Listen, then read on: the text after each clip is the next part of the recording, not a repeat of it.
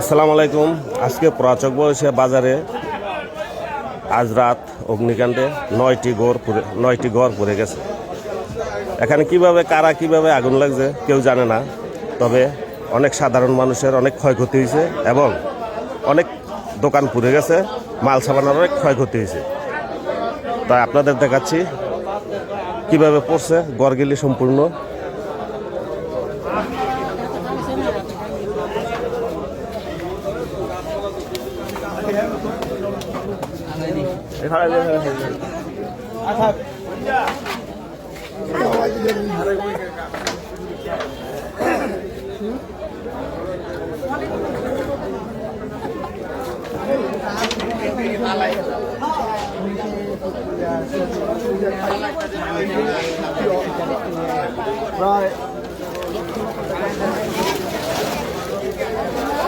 অনেক অনেক টাকার ক্ষয়ক্ষতি হয়েছে, অনেক মাল সামানা, অনেক ঘর পুড়ে গেছে। দেখুন, আপনাদের দেখাচ্ছি সরাসরি। এটা কিসের দোকান?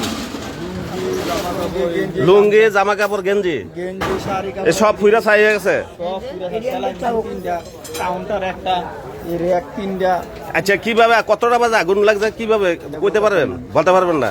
কয়টা বাজে আনুমানিক? খবর পেয়ে আইছেন 4টার দিকে, 3:30 4টার দিকে আগুনটা লেগেছে।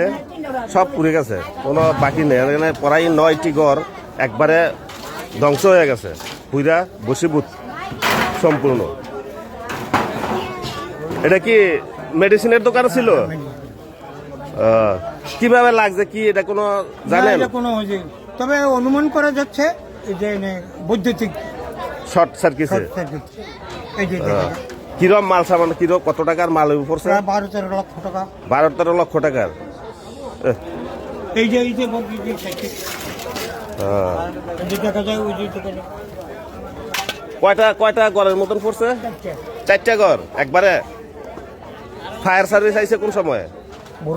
ভোর রাত্রে ফায়ার সার্ভিস আইছে। বাইরে ফায়ার সার্ভিসই তো এটা রক্ষা করছে এই বাজারটা, নাইলে সব পুড়ে যাইতো। সব পুড়িয়ে দিত, সব বাজারে। আর এই দোকান আপনার জন্মের আগে হয়েছে।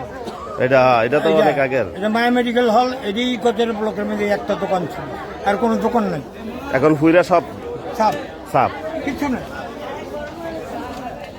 কিচ্ছু নাই।